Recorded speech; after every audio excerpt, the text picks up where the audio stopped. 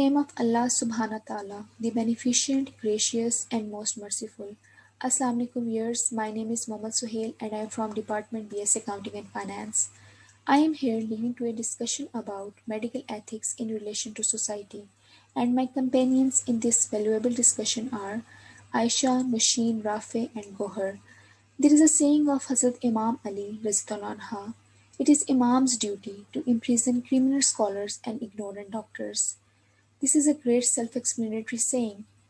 Here I would like to add that the doctors surely are performing a mediating role in curing illness. The Holy Quran says, "He is the God who cures me when I am ill." This verse indicates that the healing and medicine is truly from God.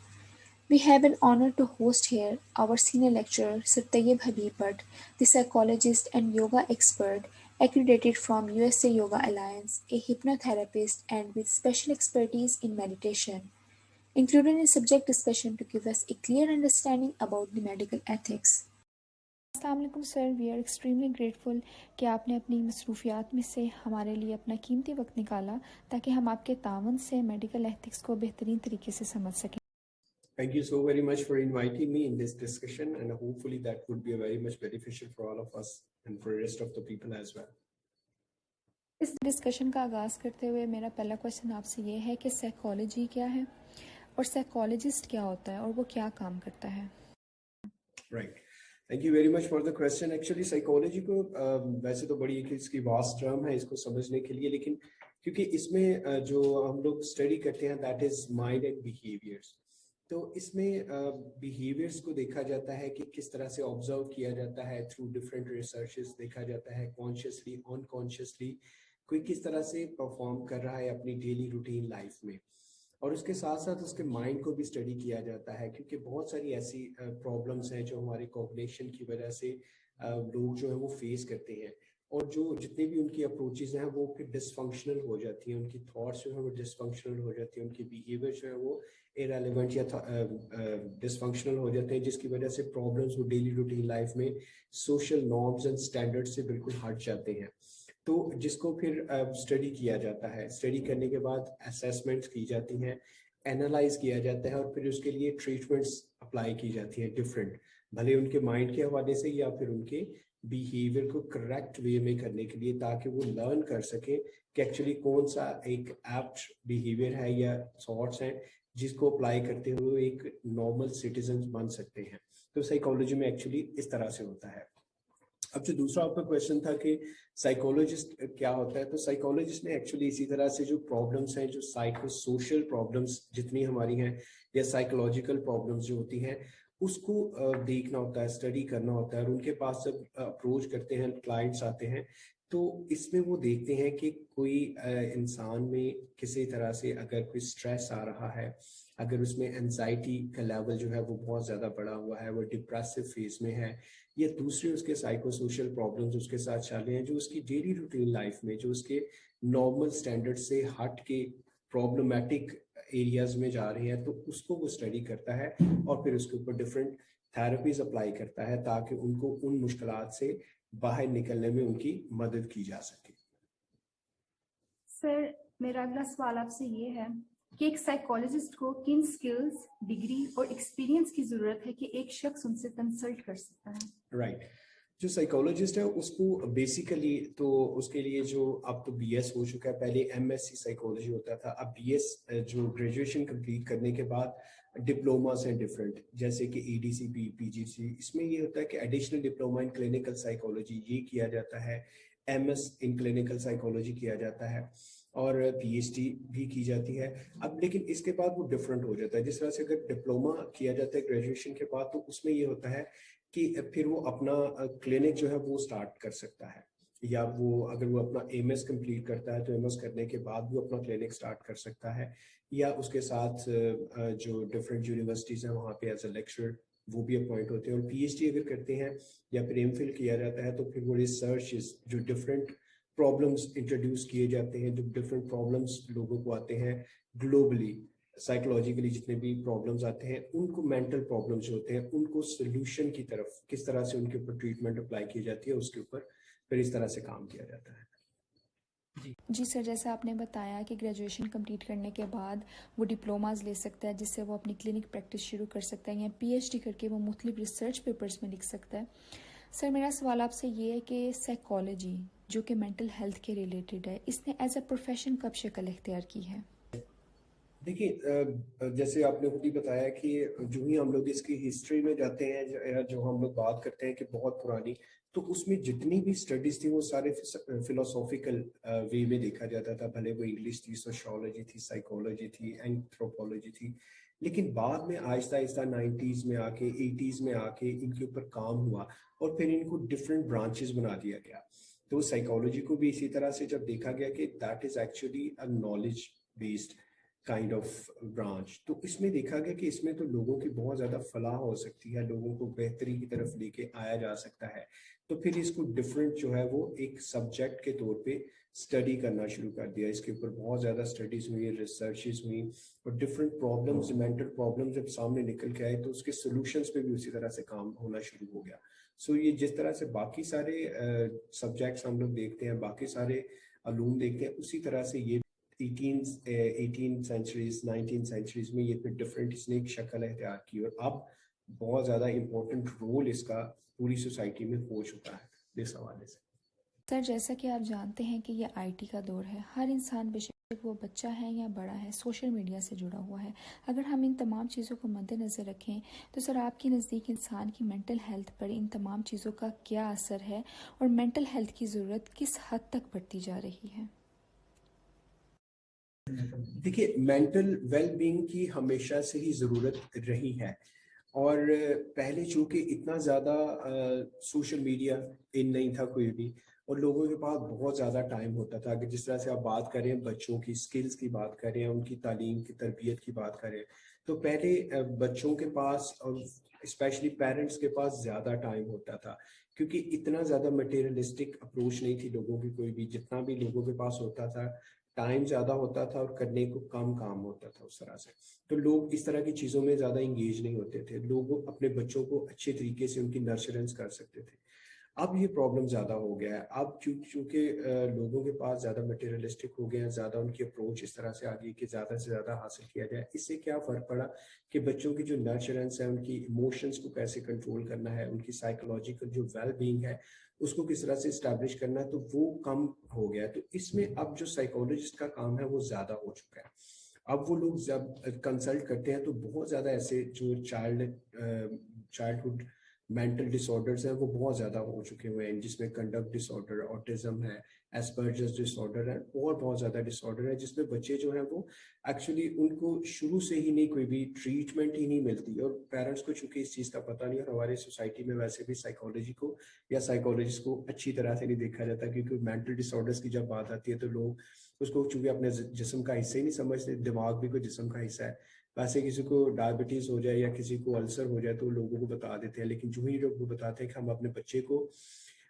کسی paediatrician کے بجائے ہم لوگ کسی psychologist کے پاس لے کے جا رہے ہیں، تو ایک سوسائٹی میں ویسے ہی ایک اسٹگما ہے اس چیز کا۔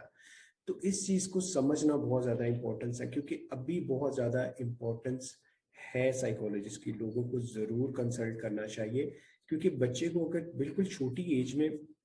اگر اس کی مینٹل جو ویل بینگ پہ کام نہیں کیا جائے گا تو یہ آہستہ آہستہ پھر اڈلٹہڈ جو مینٹل ڈس آرڈرز ہیں، پرابلمس ہیں، اس میں چینج ہو جاتا ہے، جو بعد میں ٹریٹ کرنا بہت زیادہ مشکل ہو جاتا ہے۔ بالکل سر، ہمارے معاشرے میں مینٹل ہیلتھ کو کنسیڈر ہی نہیں کیا جاتا، لوگ اس چیز کو تسلیم کرنے کے لیے تیار ہی نہیں ہیں کہ ان کو مینٹل ڈس آرڈر بھی ہو سکتا ہے، اور اگر اس چیز کو وقت پر ٹریٹ نہ کیا جائے تو یہ وقت کے ساتھ ساتھ بڑھ جاتا ہے۔ سر میرا نیکسٹ کوشچن آپ سے یہ ہے کہ in Pakistan as compare to western world, کیا ہمارے ایشوز ویسٹرن ورلڈ سے زیادہ ہیں، یا اگر ہم اس کو اس طرح سے دیکھیں کہ سٹیز یا اربن ایریاز کو دیہاتوں سے کمپیئر کیا جائے تو یہ ایشوز شہروں میں زیادہ ہیں دیہاتوں کی نسبت؟ سر اس بارے میں آپ کیا کہیں گے؟ ایگزیکٹلی، دیکھیے اب بالکل سر، مسئلہ یہ ہے کہ پیرنٹنگ تو اچھی ہو رہی ہے، لیکن جو سٹینڈرڈ جو ہم لوگوں نے سیٹ کر دیا سوسائٹی کے اس کے مطابق نہیں ہوتی، اگر ہم لوگ سلم ایریاز میں دیکھیں، اور اگر ہم لوگ ویسٹرن اینڈ ایشین کنٹریز کی بات کرتے ہیں، اس کی کمپیریزنس کی بات کرتے ہیں، تو پرابلمس تو ہر جگہ ایگزسٹ کرتی ہیں، کیونکہ آپ لوگوں کو پتہ ہے کہ جتنی ٹریٹمنٹس ہوتی ہیں وہ ہمارے پاس جب ڈس آرڈرس کے ایکچولی پرابلمس بھی ان کے سلوشنز آتے ہیں تو ویسٹرن سے ہی آ رہے ہوتے ہیں. اٹ مینس کہ وہاں پہ پرابلم ایگزسٹ کیا, جیسے سوئسائڈل وہاں پہ ریٹس بھی اسی طرح سے ہیں, ڈپریشن بھی وہاں پہ ہے, اوبیسٹی کے پرابلمس بھی وہاں پہ ہیں, اسٹریسز بھی لوگوں کو ہو رہے ہیں. تو اٹ مینس یہ چیز وہاں پہ بھی ہے, لیکن وہاں پہ مینیجیبل ہے. مینیجیبل اس طرح سے ہے کہ the people are very much conscious regarding their health. اور جو گورنمنٹ ہے ان کی پالیسیز بھی اسی طرح سے ہے کہ ہر 3 یا 6 مہینے کے بعد ایگزامینیشن ہوتا ہے, فزیکل اینڈ مینٹل ایگزامینیشن ہوتا ہے. تو وہاں پہ لوگ اپنی میئر کرتے رہتے ہیں اپنی جو فزیکل اینڈ سائیکولوجیکل جو ویل بینگ ہے اس حوالے سے. یہاں پہ ہمارا تھوڑا سا پرابلم یہ ہے کہ ہم لوگ تبھی ڈاکٹر کے پاس جاتے ہیں جب ہم لوگ آرلی اسٹیجز پہ ہوتے ہیں, تو پھر ڈاکٹر کہتا ہے کہ اب تو کوئی چانس نہیں ہے کوئی بھی, کیونکہ بہت زیادہ بگڑ چکا ہوتا ہے, کیونکہ ہمیں خود اس چیز کی آبویسلی انڈرسٹینڈنگ نہیں. اور اسی طرح سے اگر ہم لوگ کمپیریزنس کریں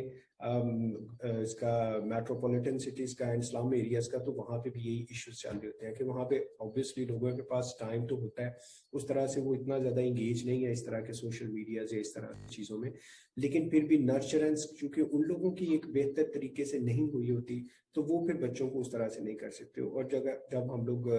سٹیز کی بات کریں تو یہاں پہ پرابلم بھی ابھی ایگزسٹ کر رہا ہے. ابھی یہاں پہ بھی بہت زیادہ کام کرنے کی ضرورت ہے, اور سب سے زیادہ کام کرنے کی ضرورت ہے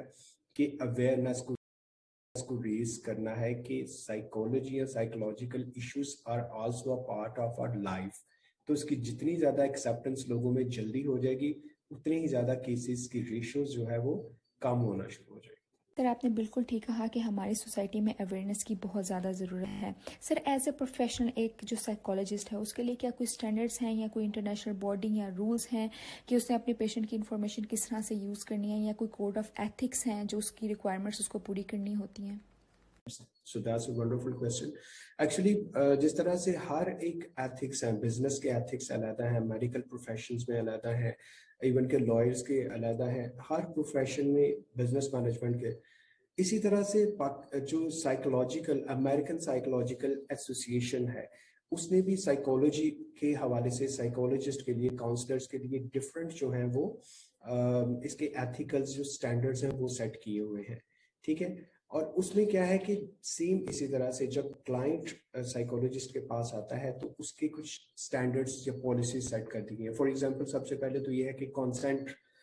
کلائنٹ سے لیا جاتا ہے کہ اس کو ضرور کانسینٹ ہونا چاہیے. جس طرح سے آپ لوگوں نے دیکھا کہ خدا نہ خواستہ اگر آپ لوگوں کو جانا پڑے کسی میڈیکل اپنے ایگزامینیشن کے لیے یا سرجری کے لیے, تو وہاں پہ آپ سے کانسینٹ لیا جاتا ہے. اس کانسینٹ کا کیا مطلب ہوتا ہے کہ کلائنٹ یا اس کے جو پیرنٹس ہیں یا پھر اس کے جو کیئر ٹیکرز ہیں, وہ لوگ آلریڈی انفارمڈ ہو کہ this process is going to be happen, اور اس کے دوران اگر خدا نہ خواستہ کوئی پرابلم آ جاتا ہے تو اس کے وہ ذمہ دار وہ نہیں ہوں گے. اسی طرح سے سائیکولوجسٹ کے لیے بھی ایک انفارم کانسینٹ ہوتا ہے جو کلائنٹ کو پہلے بتا دیا جاتا ہے. اس میں کیا چیز ہوتی ہے کہ کلائنٹ کو ایکچولی پتا, اس کو یہ اس میں لکھا جاتا ہے کہ آپ سے اتنے سیشنز ہم لوگ جو ہے وہ کریں گے, 2 سیشن, 4 سیشن, 200 سیشن, وہ اس میں لکھا جاتا ہے. ڈپینڈ کرتا ہے کہ وہ کلائنٹ کی جو مینٹل سٹیٹ ہے وہ ایکچولی کیا ہے.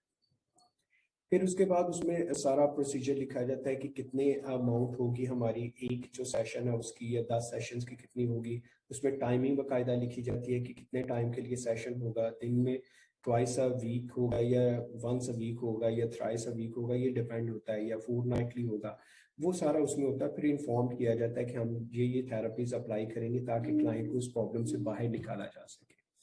اسی طرح سے کانفیڈینشیلٹی کے حوالے سے بھی اس میں لکھا جاتا ہے کہ کانفیڈینشیلٹی کو بھی اسی طرح سے مینٹین کرنا ہے کہ اگر ان کیس اگر کوئی ایسا پرابلم جس کی وجہ سے اسٹیٹ کو اگر کوئی پرابلم آ رہا ہے تو اس کیس میں جو کانفیڈینشیلٹی کو بریچ کیا جاتا ہے, تاکہ اس سے پتہ ہوتا ہے کہ لوگوں کی جان کو نقصان ہے یا اس کو سیلف ہارم کی وجہ سے وہ سوسائڈل اٹیمپٹ کر سکتا ہے, کوئی ایسا ایشو. ادروائز کانفیڈینشیلٹی کو بہت زیادہ مینٹین کیا جاتا ہے. اس کے علاوہ اس میں جو پازیٹیو ریگارڈ کی بات کی جاتی ہے کہ وہ ایتھیکل ایشوز کسی بھی طرح سے بائسنس نہیں اس میں لی جاتی. فار ایگزامپل کہ اگر جو تھراپسٹ ہے یا کاؤنسلر ہے وہ کسی بھی ریلیجن سے ہے, وہ اسلام سے ہے, وہ کرسچینٹی سے ہے, وہ ہندوازم سے ہے, وہ اس کو ایز اے کلائنٹ ہی ٹریٹ کرے گا. That would be treated on a human basis. یہ نہیں ہوگا کہ وہ ڈفرینٹ ریلیجن کا ہے تو اس کو ہم لوگ نہیں کوئی بھی ایکسیپٹ کریں گے. फिर कल्चरल जो बायसनेस आ जाती है वो उस चीज़ को इसमें बहुत ज़्यादा निगेट करने का कहा जाता है कि आप ये नहीं देखना कि वो किसी और कल्चर से है, उस हवाले से, फिर रिलीजन के हवाले से, फिर उसका जो ड्रेस है वो उस हवाले से, हर एक का अपना अपना वो एक स्टैंडर्ड होता है उस हवाले से। फिर उसके बाद पब्लिकेशंस के हवाले से एथिकल इश्यूज को बड़ा देखा जाता है, क्योंकि क्लाइंट जब आता है तो एक डिफरेंट हो सकता है कि नए मेंटल डिसऑर्डर्स के पास साथ हमारे साथ आए। सो अनलेस और अनटिल हम लोग क्लाइंट से कॉन्सेंट ना ले लें, हम उसकी किसी भी तरह से कोई भी इंफॉर्मेशन को पब्लिक नहीं कर सकते, कोई भी ना ही पब्लिश कर सकते हैं अनटिल कि उसका हमारे पास किसी तरीके से कोई कॉन्सेंट हो कि ठीक है इसकी पब्लिकेशन होनी चाहिए। फिर रिसर्च के हवाले से, क्योंकि हमारे पास एक नई चीज़ आई, नया प्रॉब्लम आया, उसको हम लोग तब तक नहीं किसी दूसरे के साथ शेयर कर सकते जब तक कि उसका क्लाइंट का कॉन्सेंट ना हो। उसके अलावा अगर हम लोग इसके उसकी बात करें, रिस्पॉन्सिबिलिटीज के हवाले से बात करें, एथिकल इश्यूज के हवाले से, तो ये ज़रूरी नहीं कि एक दफ़ा क्लाइंट अगर हमारे पास आ गया तो हमने उसको पकड़ लिया, बांध दिया और हमने उसको ठीक करके भेजना है। अगर हम समझते हैं the client is suffering with not only the psychological issue but also with pathological और न्यूरोलॉजिकल इश्यूज, तो वी मस्ट रेफर हिम और हर towards the other general physicians, neurologist, pathologist और व्हाट्सएवर। क्योंकि क्लाइंट जब आता है तो उसको अगर रेफर कर दिया जाता है, वो खुद आता है, हो सकता है वो समझे उसके साथ कोई साइकोलॉजिकल इशू है, लेकिन हमें उसको एग्जामिन करना होता है, और एग्जामिन करने के बाद अगर हमें पता चलता है तो client is not suffering with any kind of psychological issues, तो हम उसको रेफर कर सकते हैं towards the other psychiatrist or the other general physicians as well. So there are a lot of other ethical issues which can be keep in mind during taking a session with the client as well. Ji sir as a psychologist आपको कौन सी ऐसी अखलाकी बुराइयां देखने को मिलती हैं, और अगर देखने को मिलती हैं तो उनकी वजूहत क्या हो सकती है? देखिए, अहलाकी बुराइयां, जिस तरह अभी हम लोगों ने स्टैंडर्ड्स की बात की है, हम लोगों ने एथिकल इश्यूज की बात की है, तो उस पर अब दो तरह से चीज़ें हैं। अब मैं आपका सवाल समझना चाहूँगा, आप साइकोलॉजी के हवाले से, साइकोलॉजिस्ट के हवाले से पूछना चाह रहे हैं, जब क्लाइंट के हवाले से पूछना चाह रहे हैं कि कौन सी ऐसी अहलाकी इक़दार है? क्लाइंट के हवाले से पूछना चाहते हैं। राइट। देखिए, क्लाइंट के हवाले से ये है कि जिस तरह से हम लोग पहले बात कर चुके हैं कि लोग आते तो हैं और वो ये समझते हैं कि शायद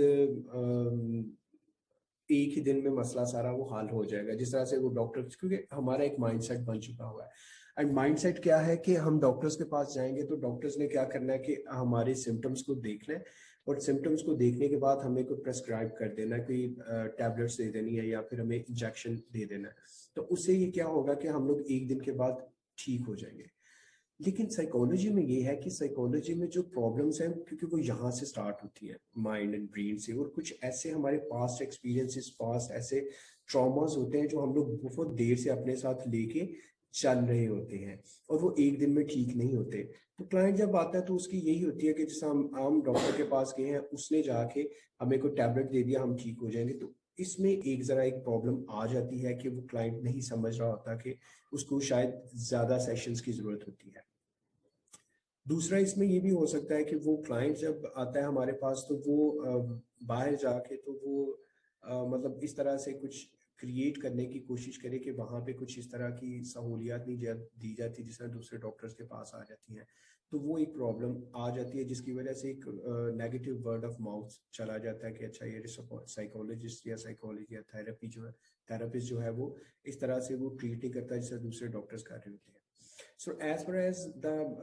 psychologist point of view concerned, कि उसकी अखलाकी बुराइयां या फिर आप जो एथिक्स की बात कर रहे हो, तो वो जो हम लोगों ने उसके पॉजिटिव में किया, अगर हम लोग नेगेटिव उसको रिवर्स कर दें कि जिस तरह से कॉन्फिडेंशियलिटी को साइकोलॉजिस्ट ब्रीच कर दे,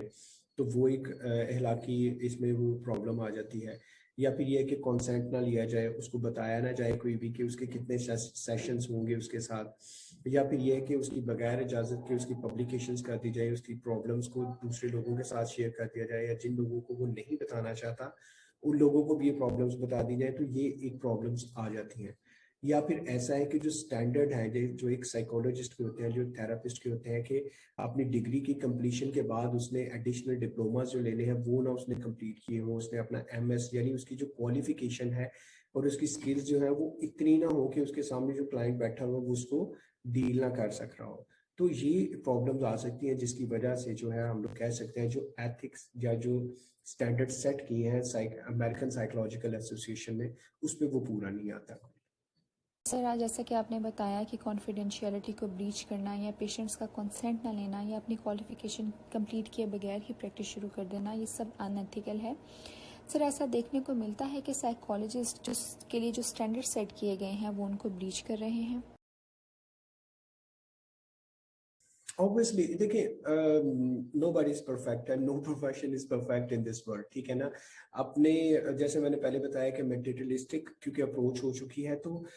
جس طرح ہر پروفیشن میں اس طرح سے یہ بریچ کر دیا جاتا ہے یا ہر پروفیشن میں کوئی ان ایتھیکل ایشوز چل رہے ہوتے ہیں، تو اوبویسلی سائیکولوجسٹ بھی جو یا تھراپسٹ بھی جو ہیں یہ ایسا ضرور کرتے ہوں گے، کیونکہ کوئی ایسا ٹول تو نہیں. کیونکہ میری جہاں تک یہ سوچ ہے وہ یہ کہ پاکستان میں جو پاکستان سائیکولوجیکل ایسوسیشن ہے ان کو بھی کوئی سٹینڈرڈ ایسے سیٹ کرنے چاہیے. جس طرح سے اگر ہم لوگ دیکھتے ہیں کہ فوڈ اتھارٹی ہے اس وقت بہت زیادہ ایکٹیو ہے، Punjab food authority and different Pakistan میں. اسی طرح سے جو ہمارا وہ primary health and care commission ہے وہ بہت زیادہ ایکٹیو ہے، جس پہ وہ کریکس وغیرہ کو یا جو رجسٹرڈ ڈاکٹر نہیں ہوتے اس طرح سے وہ دیکھتے ہیں کہ اگر وہ لوگ پوری طرح سے ان کی کوالیفیکیشنز پہ پورا نہیں آتے تو ان لوگوں کو وہ بین کر دیتے ہیں. اسی طرح سے اگر پاکستان سائیکولوجیکل ایسوسیشن یا اسی طرح سے کوئی سائیکولوجیکل ایسوسیشن جو ہے جو گورنمنٹ اس کو ڈپیوٹ کرے تو وہ پھر اس طرح کے کوئی سٹینڈرڈ ضرور بنائے اور ضرور دیکھے جا کے کہ جو لوگ وہاں پہ ٹریٹ ہونے کے لیے آ رہے ہیں کیا وہ جو انٹرنیشنل یا نیشنل سٹینڈرڈز ہیں اس کے کرائٹیریا کو میٹ کر پا رہے ہیں یہ نہیں کر پے. اگر ایسا نہیں ہو رہا تو اس کے لیے اسٹرکٹ ایکشن ضرور ہونے چاہیے تاکہ جو دوسرے تھراپسٹ کے لیے ایک لیسن لرنڈ اس میں سے ضرور ہونا چاہیے. جی سر جیسا آپ نے سجیشن دی ہے کہ ایک گورنمنٹ کی طرف سے ایک باڈی وجود میں آنی چاہیے جو ایک کوڈ آف کنڈکٹ جاری کریے، اس کے اوپر پھر وہ امپلیمنٹیشن بھی کرائے. تو سر جیسے آپ نے مثال دی ہے جس طرح فوڈ کے اوپر سٹینڈرڈز فالو ہوتے ہیں پنجاب فوڈ اتھارٹی ہے، اسی طرح سر آپ کیا سجیسٹ کرتے ہیں کیا ایک لائحہ عمل طے کرنا چاہیے اسکولس کے اندر بچوں کی کس طرح کاؤنسلنگ کرنی چاہیے یا اسکولس لیول پہ یا سوسائٹی لیول پہ کس طرح کا اسٹرکچر ہونا چاہیے جو یہ پرابلمس ریڈیکیٹ کیے جا سکے یا منیمائز کیے جا سکے؟ رائٹ. دیکھیں سب سے پہلے میرا تو بڑی خواہش بھی ہے کہ اس طرح کا کوئی ضرور پروگرام ہونا چاہیے جو گورنمنٹ جو ہے وہ ضرور لانچ کرے کہ جب ہمارے اسکولس میں جب ایڈمیشنز ہوتے ہیں ایڈمیشنز کے دوران ان کے جو ایپٹیٹیوڈ ہے بچوں کے اسپیشلی اس کو دیکھتے ہوئے ان لوگوں کو سبجیکٹ جو ہے وہ الوکیٹ کیے جائیں. کیونکہ ایسا ہوتا ہے کہ اگر ایک کلاس میں 15 20 25 30 اگر اسٹوڈنٹس جو ہیں وہ ایڈمیشن لیتے ہیں تو سب لوگوں کا ایک جیسا انٹیلیجنس لیول جو ہے وہ نہیں ہوتا. کیونکہ دو طرح کی چیزیں ہوتی ہیں، ایک ہوتی ہے کرونولوجیکل ایج، ایک ہوتی ہے مینٹل ایج. کرونولوجیکل ایج وہ ہوتی ہے جو اس کا جسمانی ہے. اب آپ لوگوں نے دیکھا ہوگا کچھ بچے جو ہیں بہت زیادہ لمبے چوڑے اور یہ وہ، لیکن جب ان کی انٹیلیجنس پہ ہم لوگ بات کرتے ہیں تو وہ بالکل ہی بلو اسٹینڈرڈ ہوتی ہے، وہ اس طرح سے نہیں کوئی بھی ہو رہی ہوتی. اب پرابلم کیا ہوتا ہے کہ ان کے ایپٹیٹیوڈ بھی نہیں ہوتے وہ والے کہ وہ سائنس رکھ رہے ہیں، وہ آرٹس کے اسٹوڈنٹس ہیں، سب لوگوں کو ایک جیسے سبجیکٹس پڑھائے جاتے ہیں. اب وہاں بھی اگر ہمارے پاس کوئی ایسا کوڈ آف کنڈکٹ آ جائے، کوئی ایسا اسٹینڈرڈ ہمارے پاس سیٹ ہو جائے کہ ہم ہر بچے کو تھرو اسیسمنٹ جو ہیں وہ ان لوگوں کو سبجیکٹ جو ہے وہ ایلوکیٹ کیا جائے، وہ زیادہ پریکٹیکلٹی کی طرف لے کے جایا جائے، زیادہ پڑھنے کی طرف نہ لگایا جائے کوئی بھی، کیونکہ کریٹیوٹی نہیں ہے کوئی بھی یہاں پہ. لوگوں کو صرف ایک سٹینڈرڈ پہ سیٹ کر دیا جاتا ہے کہ آپ نے صرف جو ہم پڑھاتے ہیں اس کو یاد کرنا، اس کی بیس پہ آپ کو مارکس ملیں گے، اور اسی بیس پہ وہ بچوں کی نرچرنس نہیں ہو رہی ہوتی. ان کو تعلیم تو مل رہی ہوتی ہے لیکن تربیت والا کوئی ایلیمنٹ نہیں ہوتا، جس کی وجہ سے ایک اچھے سائیکولوجسٹ نہیں کوئی بھی بنتے. کاؤنسلر ضرور اسکول کی مینجمنٹ میں شامل ہونے چاہیے، اور وہیں سے بچے جو ہیں وہ پھر جب کالجز میں آئے وہاں پہ بھی یہ اسٹینڈرڈ سیٹ ہونا چاہیے. اسی طرح سے یونیورسٹیز میں بھی ہونا چاہیے، اور زیادہ سے زیادہ پریکٹیکل سکلز کو انہینس کریں. ان کی جو سافٹ سکلز ہیں ان کو انہینس کیا جائے، ان کی ہارڈ سکلز ہیں ان کو دیکھا جائے، اسیس کیا جائے، اینالائز کیا جائے اور اس کے اوپر کام کیا جائے. تو اس طرح کے اگر سٹینڈرڈز بنتے ہیں تو ایک قوم جو ہے وہ پھر واقعی میں ایک قوم بنتی ہے جس سے لوگ پھر جو ہے وہ دوسری ملکوں سے آ کے ہم لوگوں سے ضرور سیکھیں گے اس حوالے سے. جی سر بہت اچھی آپ اس ڈسکشن کو ایک طرف لے گئے ہیں کہ جو پیرنٹس کی طرف سے بعض کا اسٹوڈنٹس کے اوپر برڈن ہوتا ہے، پریشر ہوتا ہے، فیملی کی طرف سے ہوتا ہے کہ وہ دیکھو تمہارا کزن انجینئر بن گیا، تم نے بھی انجینئر ہی بننا ہے یا یہی سبجیکٹ پڑھنا ہے، لیکن وہ اس طرح سے نہیں دیکھا جاتا کہ اس اسٹوڈنٹ کا اپنا کیا ہے. تو اس کے سر کیا برے اثرات آ سکتے ہیں؟ اس کے بہت برے اثرات ہیں. آپ دیکھ لیں اپنی یونیورسٹیز میں دیکھ لیں، اب ایون کہ دیکھ لیں اپنے کالجز میں دیکھ لیں، اپنے اسکولس میں دیکھ لیں، ایون کہ جو پروفیشنلز ہیں ان کو آپ دیکھ لیں. آپ لوگ دیکھتے ہو کہ بہت زیادہ ایسے ڈاکٹرز ہیں جو انجینئرس ہیں، ان کے پاس بہت زیادہ اور سافٹ سکلز بڑی اچھی ہوتی ہیں. لائک وہ بڑے اچھے پوئٹ یا پوئٹس ہوتے ہیں, بڑے اچھے اسکیچ آرٹس ہوتے ہیں, بہت اچھے سنگرز ہوتے ہیں, اور کبھی کبھی وہ اس کو شو آف بھی کرتے ہیں اس حوالے سے, کیونکہ وہ سپریسڈ ہوتی ہے ان کے وہ ساری سکلز جو ہوتی ہے, کیونکہ ان کو صرف ایک ہی چیز کی طرف لگا دیا جاتا ہے کہ آپ کا یہ گول ہے, اس کو کسی نہ کسی طریقے سے اچیو کر لیا جاتا ہے. اور پھر اس کو جب اچیو کر لیا جاتا ہے تو پھر وہ کیا ہوتا ہے کہ وہ لوگوں کی فلاح کے لیے کام نہیں کر رہے ہوتے, وہ صرف ایک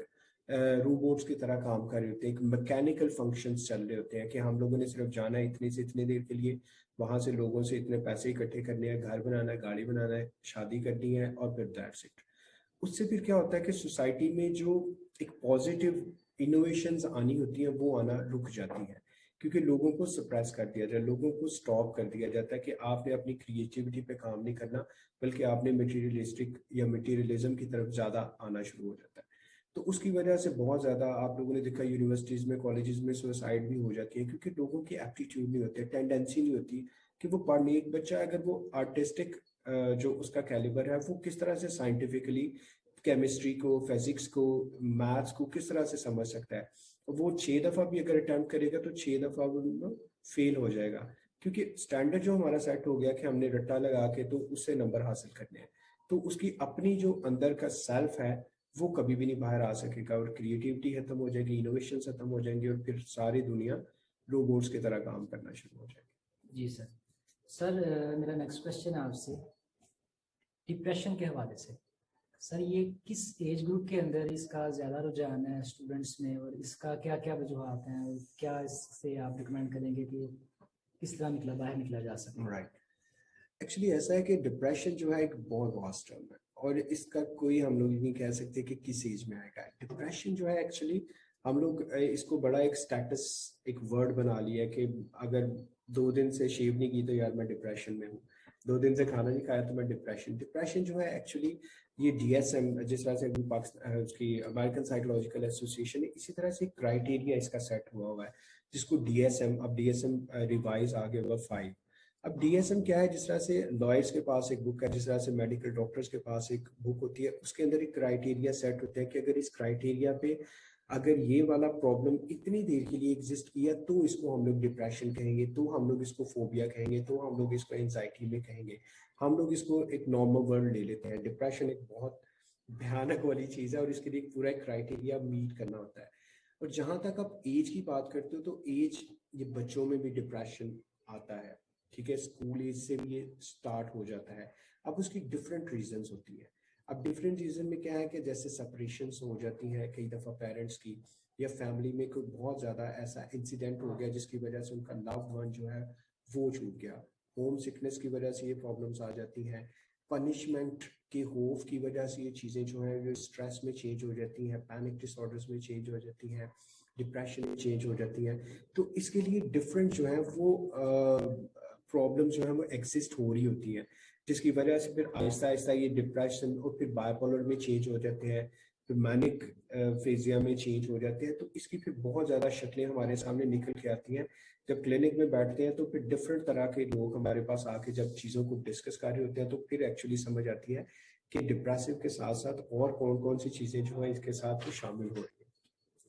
سر جب آپ ڈپریشن کا اپنے سارا ڈسکرائب کیے تو اس میں آپ یہ بھی ڈسکرائب کریں کہ کووڈ-19 جیسے کہ کرونا میں ڈپریشن کیسے لوگوں کے اوپر حاوی ہوا ہے, کیا پرابلمس ہو چکا ہے اور اس کو کیسے اوور کم کیا جا سکتا ہے. دیکھیں ڈپریشن کی ڈپریشن ایک صرف ورڈ کے طور پہ ہم لوگ لیتے ہیں. ایکچولی لوگوں کو میں جہاں تک سمجھتا ہوں کہ اسٹریس اور پھر پینک اٹیکس جو ہیں وہ بہت زیادہ اس ایریا میں ہوئے ہیں. ڈپریشن بھی ہوا اوبیسلی. اب جس کے پاس مطلب جس کی انکم کا سورس ہی ایک تھا کہ اس نے ڈیلی ویجز پہ جو کام کر رہا تھا, جو بزنس مین تھا, اوبیسلی اس کی اتنی بڑی انڈسٹری تھی, تو جب وہاں پہ جو اس کے پاس ہیومن لیبر جب فورس جو وہ کام نہیں کر رہی تھی تو اوبیسلی اس کا جو کلیپس ہونا شروع ہو گیا, بزنس میں لوگ بینک کرپٹ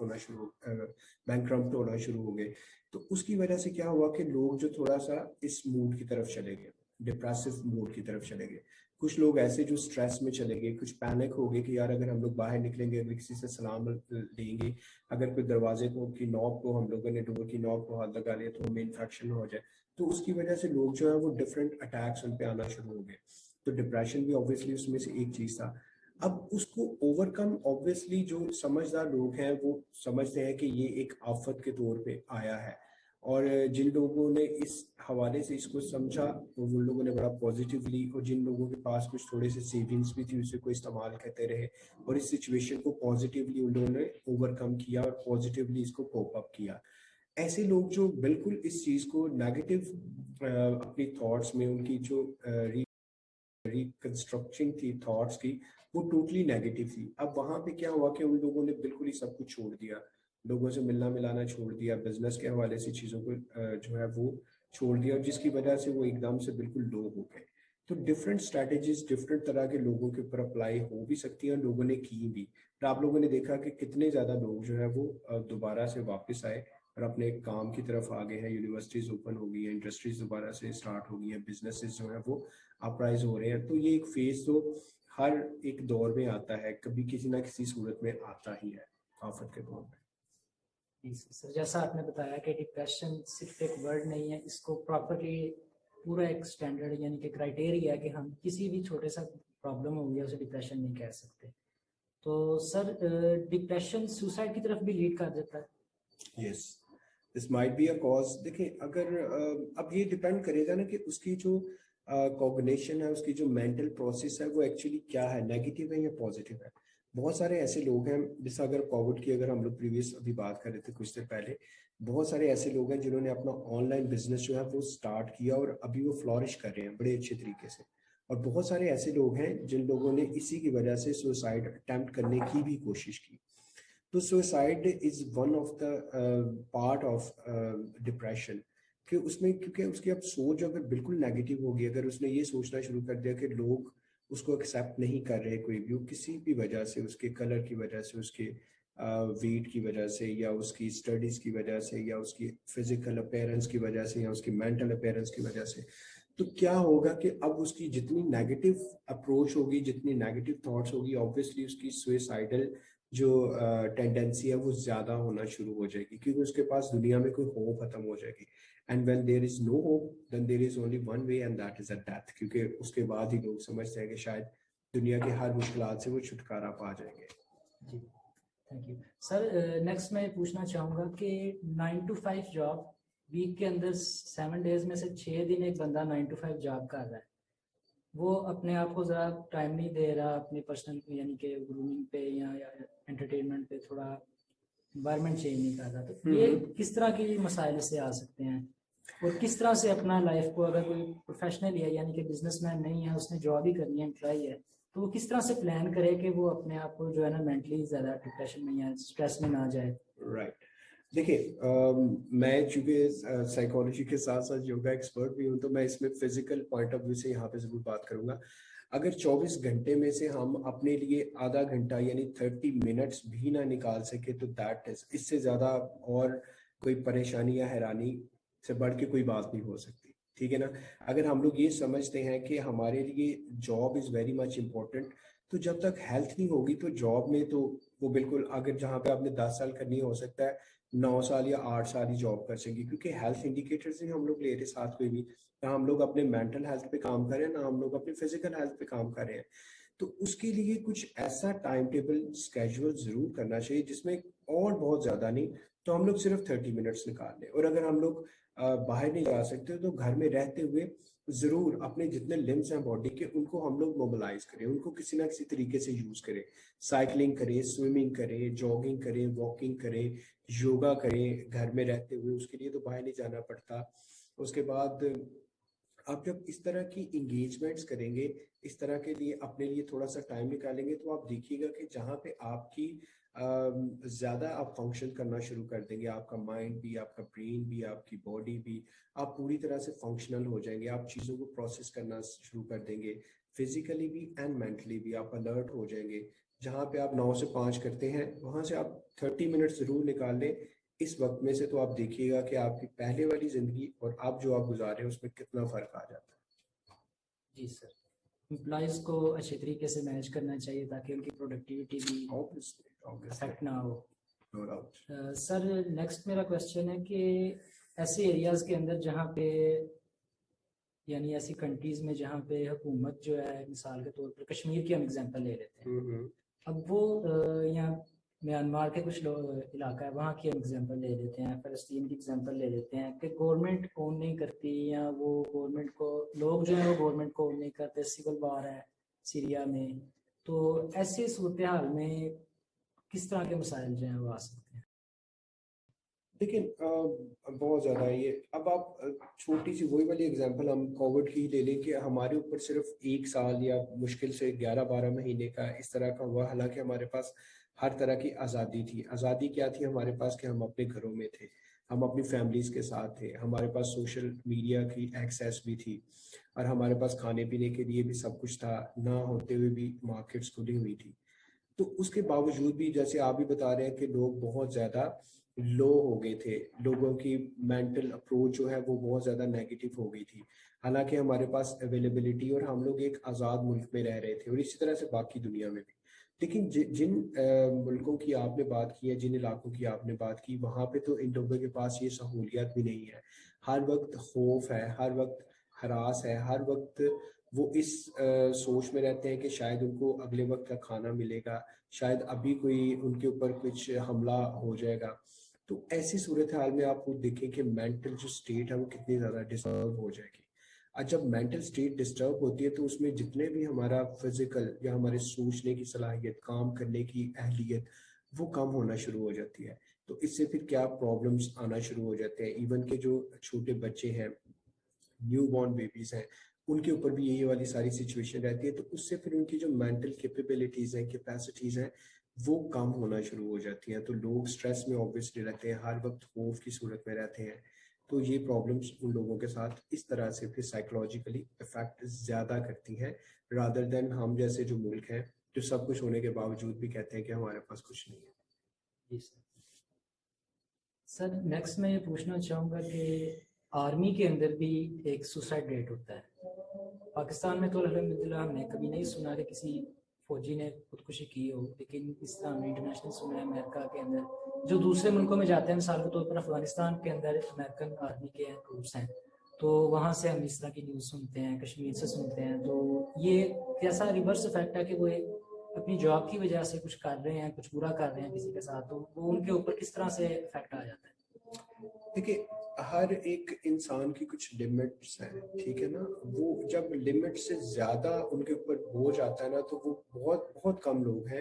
جو اس کو ہینڈل کر پاتے ہیں, اس سچویشنز کو. اب ہو سکتا ہے کہ وہ نہ چاہ رہے ہو کہ اس ساری جگہ پہ جائیں اور وہاں پہ جا کے لوگوں کے ساتھ اس طرح سے کریں, حالانکہ ان کی جاب کی رسپانسبلٹی میں ہے.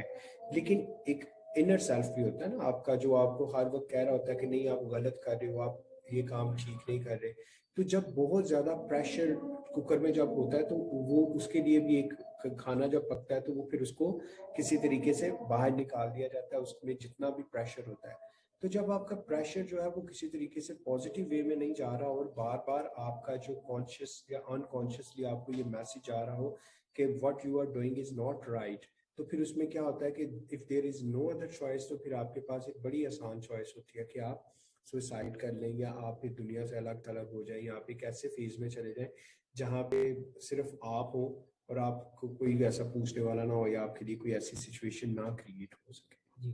سر, سوسائڈ اٹیمپٹ کرنے کے بعد اگر کسی کی اللہ تعالیٰ نے زندگی رکھی ہے وہ بچ جاتا ہے, تو اس کے بعد وہ اس فیز سے نکلنا کتنا مشکل ہے, اس میں کتنا ٹائم لگ سکتا ہے کہ اس نے ایک ایسا ٹائم اس پہ آیا, اس نے سوسائڈ اٹیمپٹ کر لیا ہے لیکن وہ بچ گیا, تو پھر وہ کس طرح دوبارہ نارمل لائف کی طرف آ سکتا ہے؟ دیکھیں, اگر تو وہ بڑا ڈٹرمنڈ ہے اور اگر اس نے ایک دفعہ سوچ لیا کہ زندگی کا خاتمہ ہی اس کے مسائل کا حل ہے, تو وہ دوبارہ سے اس کے لیے ٹرائی کرے گا. unless کہ وہ کنسلٹ نہیں کرتا, یا اس کے جو کیئر ٹیکرز ہیں وہ کنسلٹ نہیں کرواتے اس کو کسی سائیکولوجسٹ سے,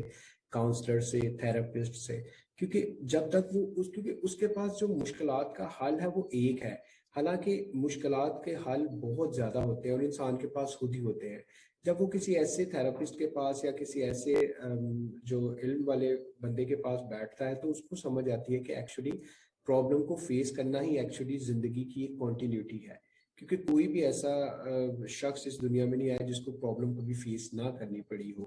تو اس کا کوئی نہ کوئی سولوشنس بھی ہوتا ہے. جہاں پرابلم ہے वहाँ पे सॉल्यूशंस भी हैं। तो जब सॉल्यूशंस उसके सामने रखे जाते हैं और उसमें से वो एक पिकअप करता है और वो उसके लिए बेहतरीन होता है, तो फिर सुसाइडल जो टेंडेंसी है वो कम हो जाती है। लेकिन उसके लिए ज़रूरी है कि उसको पता हो कि उसने कहाँ पे जाना है और किससे कंसल्ट करना है। जी सर, तो जैसा आपने कहा कि डिस्कस करने से मसाइल का हल आ सकता है, कोई अपने अंदर ही बर्डन इकट्ठा करी जाएगा तो जिस तरह आपने प्रेशर कुकर की एग्जांपल दी है वो एक से काम फिर ब्लास्ट हो जाएगा। सर कंक्लूडिंग मेरा क्वेश्चन ये है कि एक नॉर्मल इंसान जो, एक तो मिसाल के तौर